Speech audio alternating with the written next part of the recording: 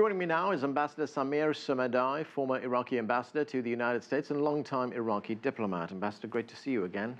Thank you. As we heard our reporter tell us there have been widespread protests in Iraq against the government, against corruption, against lack of services. The Associated Press telling us that there are tens of thousands of Iraqis going to the streets to protest against the government. And if you add to that the fight against ISIL, things are going seriously wrong in Iraq. How did they get to this state?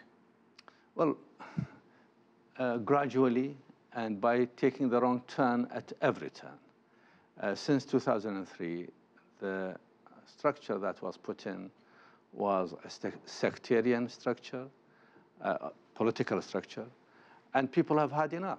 People have had enough of dysfunctional government. This summer was the hottest on record, and when we say hot in August in Iraq, that means temperatures well into the 50s, maybe sometimes in the upper 50s in the shade. And no electricity. The government is dysfunctional. There are practically no services. The services are collapsed. The state of the country is in a dire state.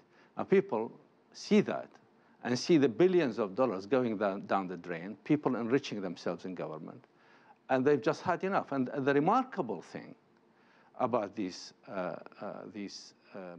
protests, that they were started in Basra and then moved up to Baghdad.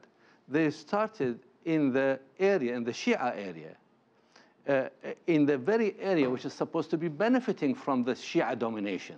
And they're saying, no, we are not benefiting.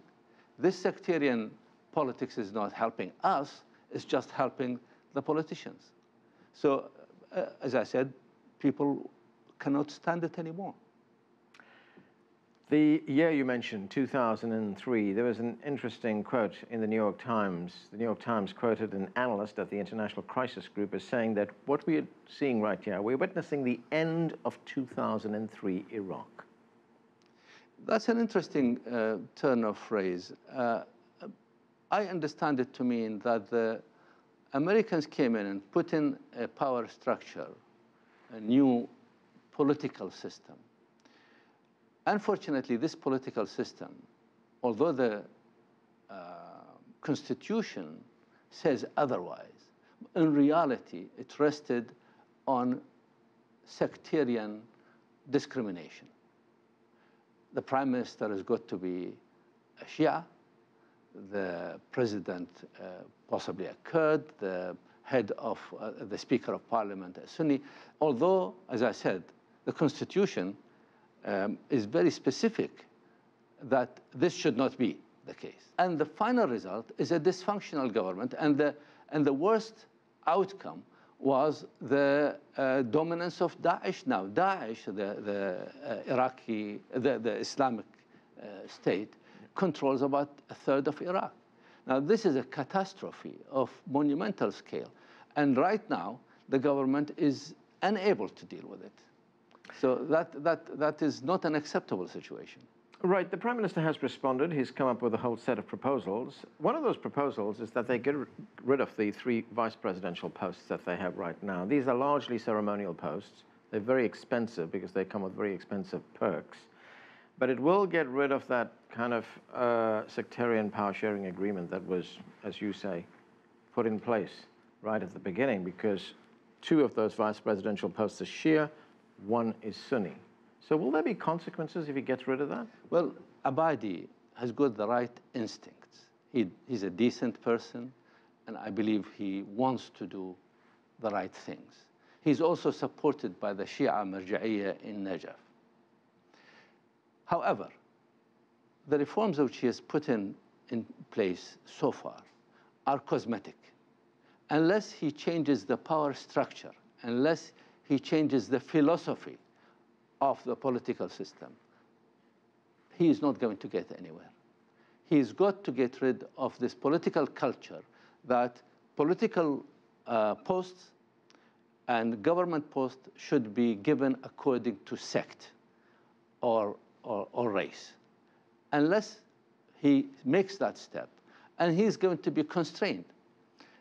Under all this, there is a struggle going on within the Shia camp, Anan, between the theology of Najaf and the theology of Qum in Iran, right, which follows Wilayat al-Faqih, which is based on basically a theocracy. So are you recommending then that the Prime Minister appoint the best person for the job to govern in Iraq on the one hand, and on the other hand, perhaps, what, a devolution of power to different parts of Iraq?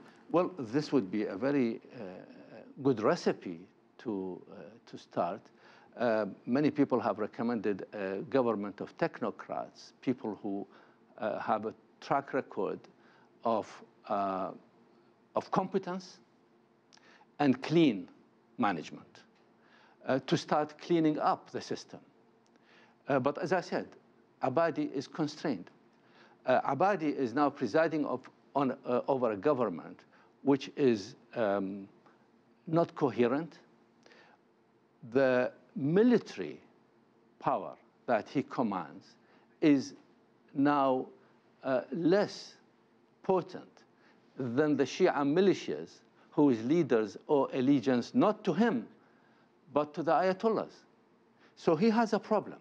He is nominally the prime minister of all Iraq, but actually his writ doesn't run in every place in Iraq, and even within his government.